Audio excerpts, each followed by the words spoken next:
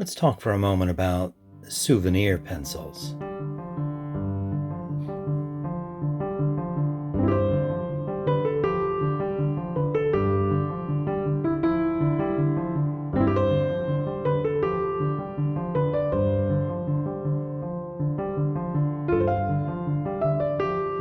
Hello everyone. A brief video today, hopefully to discuss a few things sent to me recently in the mail and otherwise. What we have here is a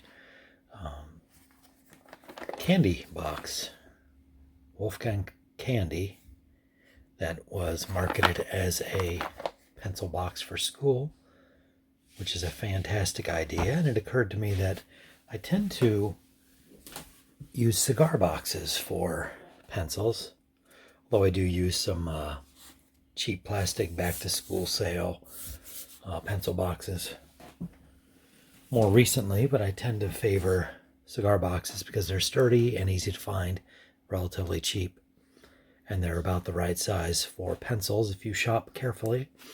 But this was sent to me by Scott over at Thrift Store Bibles, and what a great little box. Obviously perfect for pencils because that's what it's designed for. And I really don't know why I haven't been looking for these to hold my pencils. A lot of the pencils in my collection are school pencils and are marketed as such. What a great way to keep those. So thank you, Scott, for sending this. There's a few non-pencil related things in there. First of all, that'll be going on the Moving About Family Thrifter probably soon, and I'll be talking about some of these other items in future videos.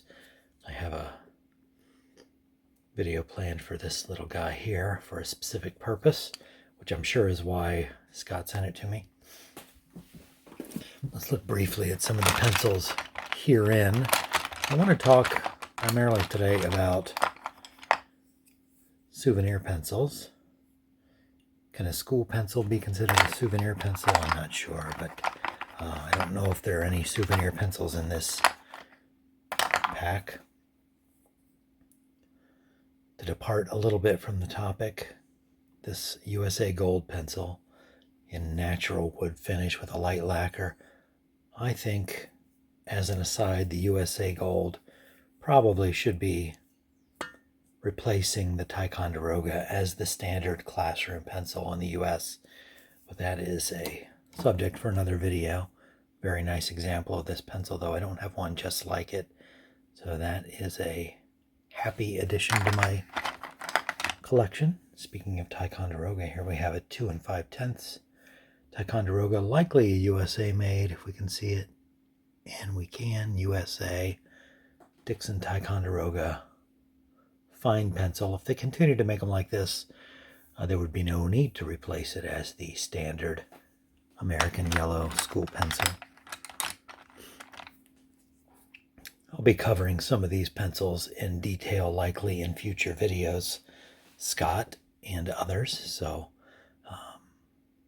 if I'm giving them too little attention right now, there's a reason for that. I want to move on to the topic at hand, and again will be revisiting these. It's a nice example of the Mongol in a number 3. Distinctive Mongol ferrule there. Looks like we have a pair of these. Something I'm not sure I have yet in my collection. The Splendor American Pencil Company out of New York. Model number 755 and a number 2. Looks like brass ferrules. Very pronounced hex and a distinctive striped paint job on that Splendor. Very nice pencil. I've got 2 of those. Those will definitely feature in a future video. Tasty Cake, that's kind of a souvenir to a certain extent. I love baskets. That might be a souvenir pencil from Longaberger, maybe? I don't know. I have a personalized pencil here. Miss Ella Miller went to the expense of having a fancy ferrule put on that. So thanks, Scott, for sending this. There's some really neat pencils in there, including this biblical themed one, Where to Find in the Bible.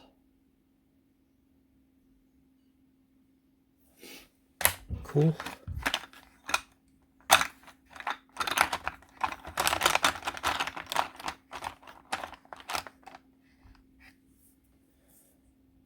American Naturals, unsharpened, unfinished wood. That's kind of cool. Somewhat unusual ferrule on that. And this caught my eye. Artist pencil from Staedtler, Mars Lumograph in a 12B.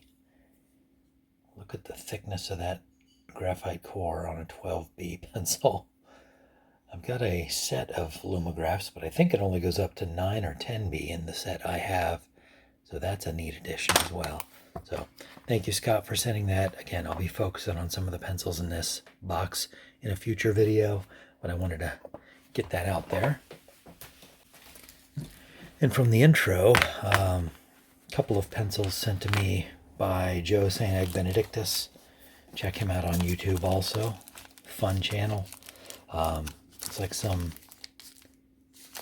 emoji and fruit erasers. I'll have to open that in a future video as well. Well, maybe I'll pop it open right now.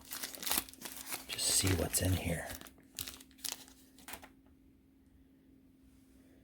Well, that's fun. Little erasers with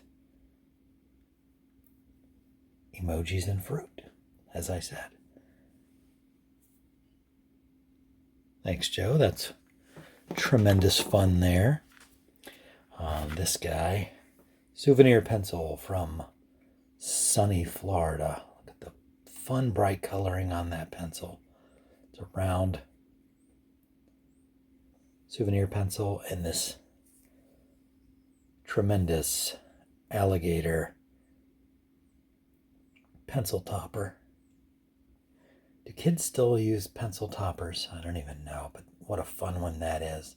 He's kind of impaled on it, or he swallowed it to ill effect to his own health.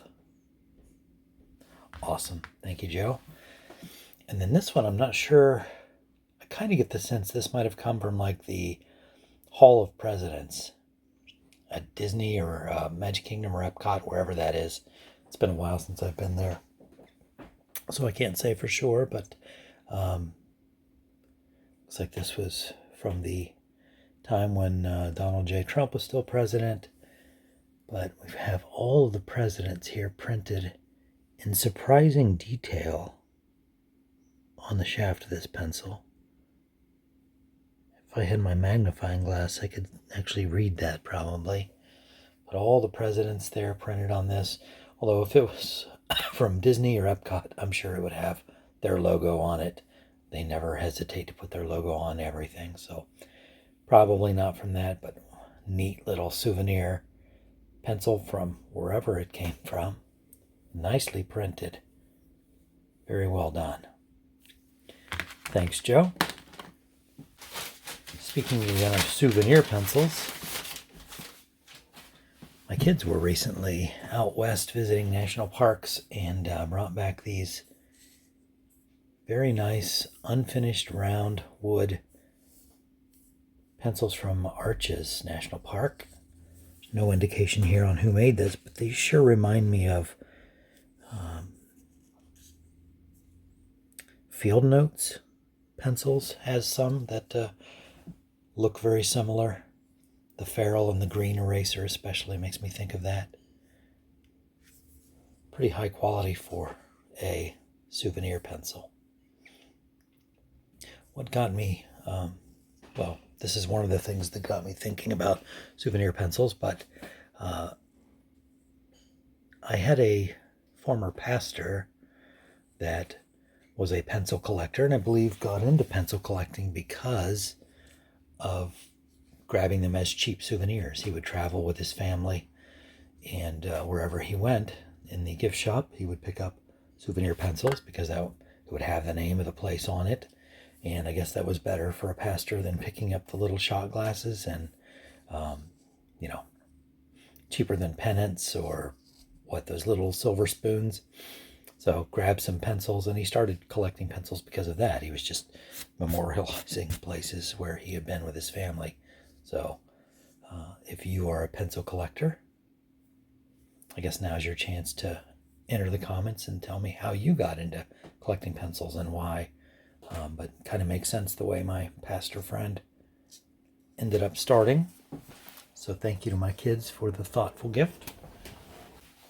And then the most recent pencil to arrive in my mailbox, I had requested this from Jimmy Porter, in the Facebook group for antique pencil sharpeners and pencils collectors, whatever the name of that group is.